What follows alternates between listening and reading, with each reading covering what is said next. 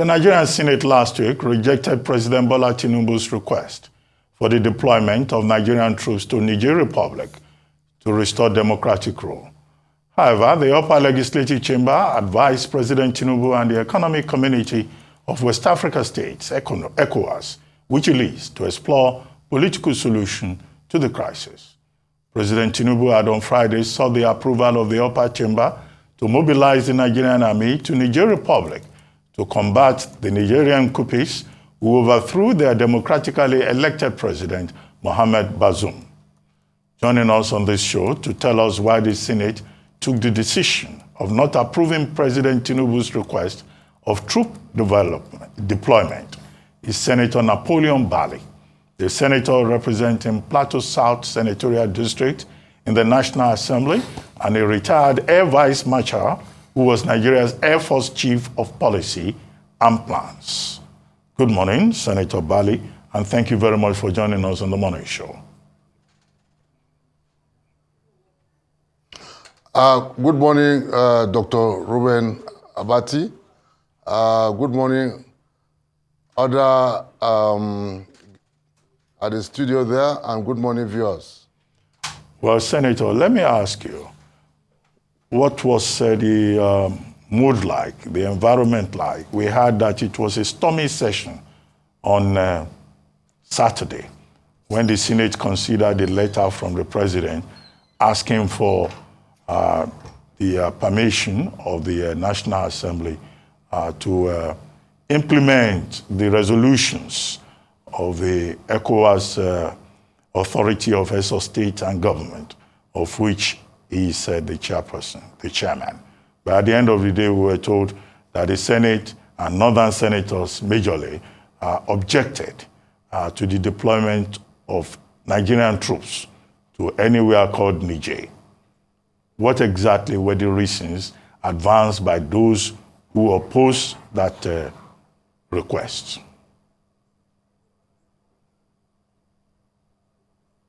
Okay, thank you very much. You asked two questions. I will respond to the last one. That is the Northern Senators Forum. The Northern Senators Forum openly came out to say what their constituencies told them to tell the Senate. And that was, the fact is, Niger is bordering so many states in Nigeria. Sokoto, Kebbi, Jigawa, and others. So, of course, people told them they don't want any war. They don't want any war because if in the event that war breaks out, we have a lot of refugees because of this insecurity in Nigeria that are presently in Niger Republic, especially Difa. So that was the position. But when you are talking of the 10th Senate under the leadership of distinguished Senator Godswill Akpabio, that impression is not actually accurate, that the Senate rejected. The Senate went into a closed-door session. That is the executive session. A lot of issues were discussed. Of course, the same northern state governors, senators, came up with their position again. But when you are talking about what the 10th Senate, under the leadership of Godswill Akpabio, I will read to you just an extract, part of the resolution. Our resolution number 3, of course, the number 1 is the 10th Senate condemns the coup in the Republic of Niger. The 10th Senate further commend President Tinubu and other heads of ECOWAS nations for their prompt action to see a solution to the unfortunate development in the Republic of Niger. Now, the point of interest, and I will read it to you verbatim. The 10th Senate recognized the fact that President Tinubu, by virtue of his correspondent, had not asked for the approval of the parliament to go to war with Niger, as erroneously being suggested in some quarters. You have your media correspondents there at the National Assembly, especially the Senate. They can take the letter and show you. Now I will continue. Mr. President only expressed a wish to respectfully solicit the support of the 10th Senate and by extension the National Assembly for a successful implementation of the ECOWAS resolution as outlined in their communique. So this issue of the president wrote a letter to deploy to Niger Republic, no, there are procedures for going into war, which I'm sure you know very well in the Constitution. One, the House of Reps are already in recess. We are, the senators, we are still around because of the ministerial screening. So I know very well the president, President Bola Tinubu, is a complete Democrat, and he knows the procedures on how to go to war. So that impression is not accurate. Instead, I can tell you, again, one of the resolutions, because the Senate raised observations, and of course the northern senators, not that they just objected. Of course, they have solutions. And that solution was accepted by Senate, the 10th Senate. And I will read again, which is the 6th resolution. The leadership of the Senate has been mandated to further engage Mr. President and Commander-in-Chief of the Armed Forces on behalf of the senators to resolve the issue in view of the cordial relationship between Nigeria and Niger. So what I can tell you is that we have some solutions which definitely we cannot put it on the public domain now until the leadership of the Senate are able to engage with Mr. President, and then he will further discuss with other head of states. Then, of course, I'm sure you will know. The options the senators have in the closed session are cheaper, is going to maintain our relationship with Niger Republic. That is what I can tell you. So that impression, please, I'm telling you publicly now, you can go and get the letter, and you will see it there. All right, Senator Bali, thank you very much for explaining and also sharing with us the details of the letter that was sent to or communicated to the president. Now, what's on the minds of many Nigerians is this. First, from responses from a number of people, they're quite happy with the Senate's resolution, even though you're saying that you're giving options to the president as to how to handle the situation even better. But in the event that the president, alongside the ECOWAS heads of government, decide to go ahead with military intervention, military force in Niger, what does that portend for the northern states across the border, the northern states bordering Niger? Because we're worried. Humanitarian crisis, economic activities being grounded. Are these not some of the concerns that your northern senators have raised and should be taken very seriously if we're to take that decision, or if the president were to take that decision to go into Niger? All right, thank you for that question. Now, this is my opinion now. Being a senator, one of the senators in the northern states, definitely, like you rightly said, is going to go into, if there's any word more than catastrophe for the people living in the northern states of Nigeria. Like I told you, these harmless refugees are already there in Niger Republic. And if you look at history very well, these days, when you declare a war or you invade a country, you are not only just fighting that country, you are also going to patronize what we call military contractors. Of course, there is a military government right now in Niger Republic. They are in control of most of the military arsenals in Niger now. So in my opinion, going into war with Niger Republic should be ruled out because, one, I can assure you the leadership will open the armory of the Niger Republic in the name of trying to defend their country. And of course, non-state actors will take advantage of that.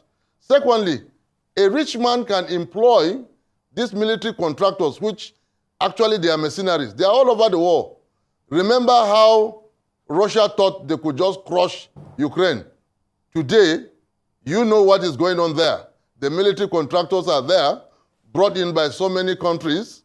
So it is not easy to just go into a war and think you will predict the end. So I am part of the northern state senators, and I can tell you categorically, in my opinion, it is not in the interest of Nigeria. Remember, Niger has a very long border with Nigeria. The Boko Haram and ISWAP activities are still, and the bandits, still active in the northern part of the country. And I can remind you too that there is a treaty. While I was still in service, I don't know whether it has changed now, when the Boko Haram challenges were so severe, we entered with our neighboring countries. That is, a soldier from Cameroon can pursue bandits into Nigeria. He doesn't need any permission. Vice versa from Nigeria into Cameroon. And that was why we were able to, or the military was able to curtail some activities with, of the bandits. And I can tell you, Niger has very much cooperated with Nigeria in the fight against insurgency. So going into war with Niger, we are going to sever a relationship that honestly is going to destabilize many states in the northern part of the country. Okay. So I, as an individual, object to that war. Okay, dear Senator, is it not that the Senate is trying to play on the intelligence of Nigerians? Because in your communique, you expressly stated that the president didn't send a request for war as reported in the media, and you're trying to denigrate the media. And I'll prove it to you, what you said is wrong. The president actually requested for war. Part of the ECOWAS protocol, the president and some other ECOWAS leader wrote, there was a case for a no-fly zone. And I'm sure you are in the Air Force. You know that a no-fly zone, effectively a no-fly zone, is a case of aggression. Take, for instance, we want to infect that no-fly zone. We put our planes in the air. You think the Nigerians are going to take it lightly? You think they are not going to fly their planes to challenge our planes in the sky? Is that not an escalation already? Wasn't a no-fly zone written initially in the ECOWAS papers? As long as also with a close of the border? So why are they saying this? Why are the senators saying this now? Isn't it time for us to call a spade in this country? Is it a no-fly zone in another man's airspace? Aggression?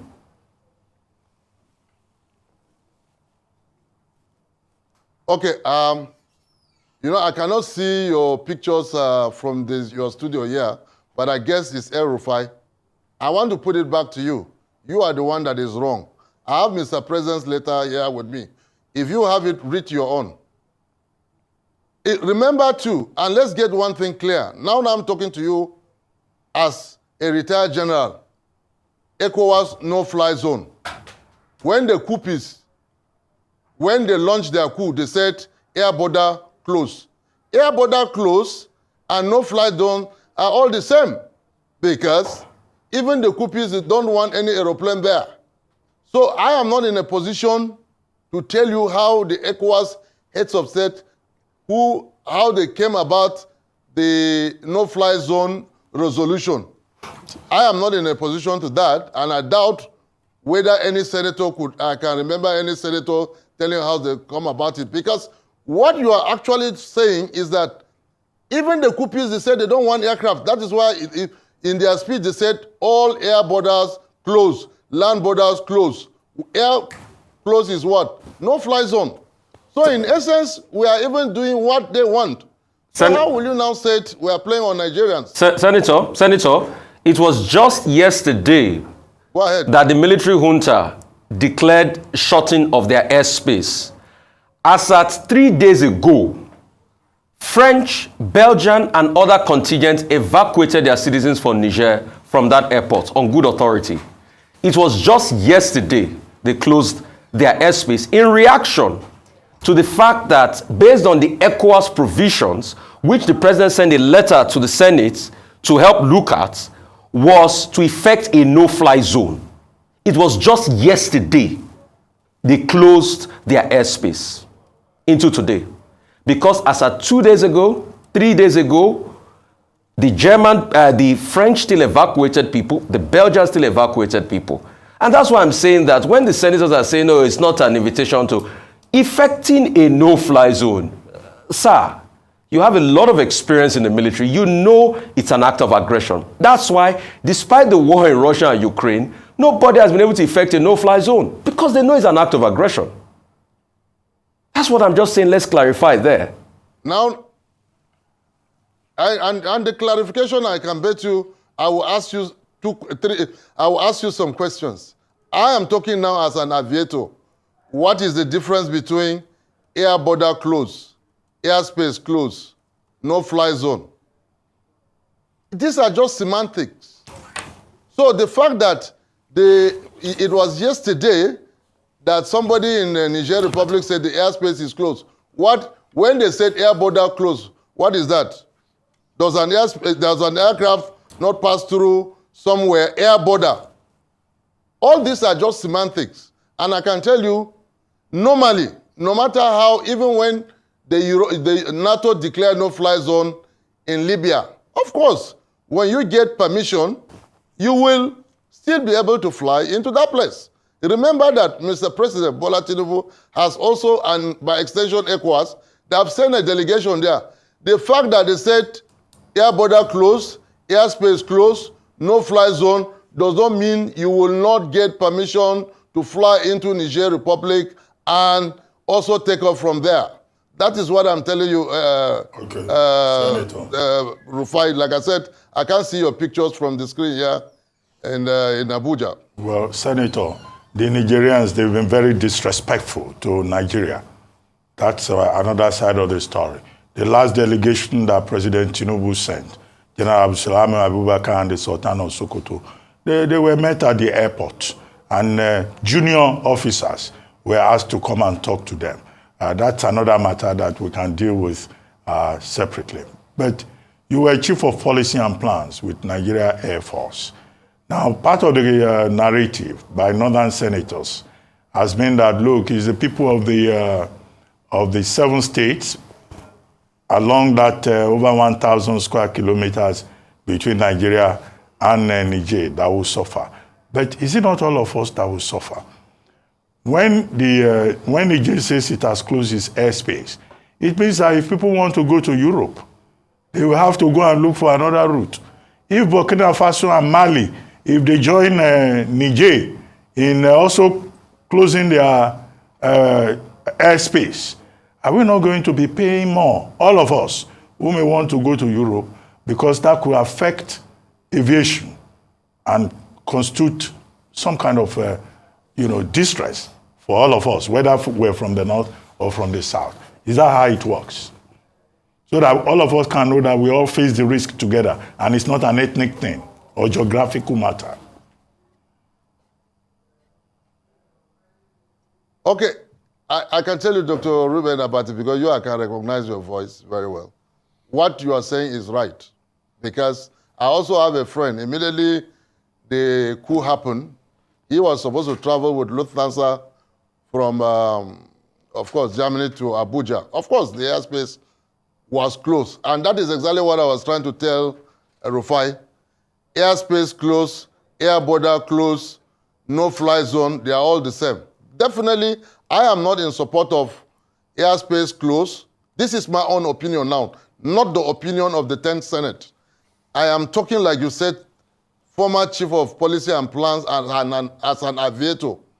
Definitely those things are going to affect flights going not just to West Africa, even southern part of Africa, because if you check very well, all flights coming from Europe, you come from Algeria will hand you over to Niamey. So with this now, definitely people are going to pay more. Aviators, especially those traveling by air to Europe, I can tell you it's going to be a very tough, longer distance. You cannot plan your activities very well. And remember, there are even some airplanes, some airlines that insurance will not even agree. But like I said, I agree with you. So that issue of airspace closed, air border closed, no fly zone, Senator Napoleon Bali, I don't agree with it, because people are going to suffer more. And like you said, definitely it's not going to be the 7 states that will suffer again. Remember, these military leaders in Niger Republic, they are in control of the national armories now.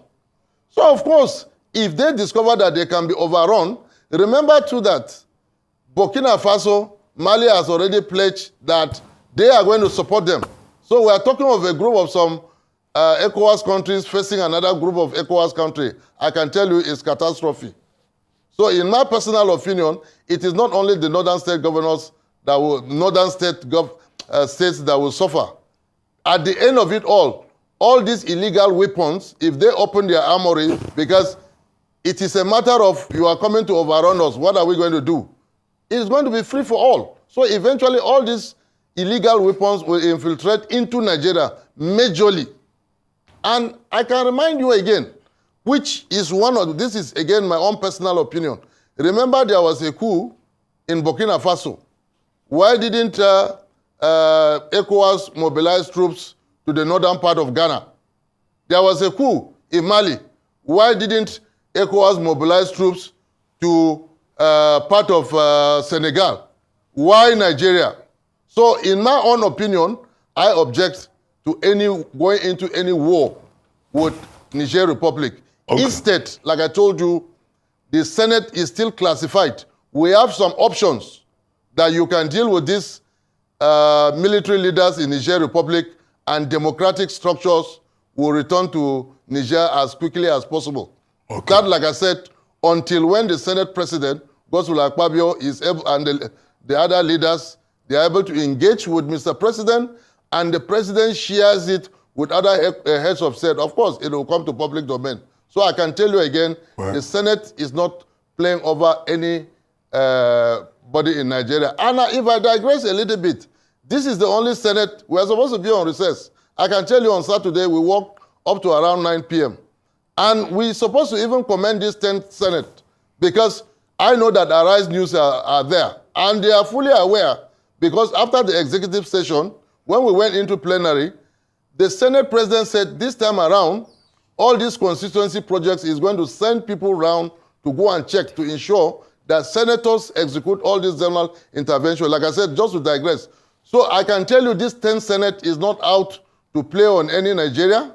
Instead, this Senate is calling what we call corrective Senate to support Mr. President to actually renew the hope for Nigerians. Well, just as an aside to Senator Bali, I mean, Nigerians will be glad to even hear that maybe the Senate will work from 10 a.m. till 12 midnight.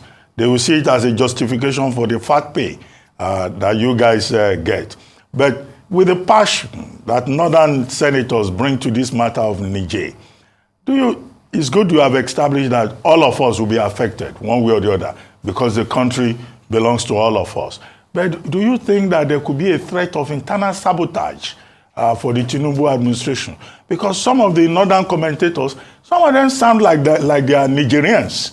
They are talking of their bedroom being in Niger, their sitting room being in Nigeria. Do you think that we also face the threat of internal sabotage in case Nigeria joins other ECOWAS countries to invade Niger?